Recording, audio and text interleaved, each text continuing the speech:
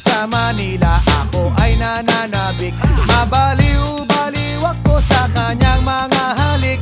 Okay lang di maiwasan na mamiss paminsan-minsan, pero pag kami nakita aking panggigigilan, di ko siya titigilan when she comes. Di ko siya titigilan when she comes. Di ko siya titigilan, di ko siya titigilan, di ko siya titigilan when she comes. Ay ganda ng aming samahan at walang nanlalamig, mas basa mag-asawa ang aming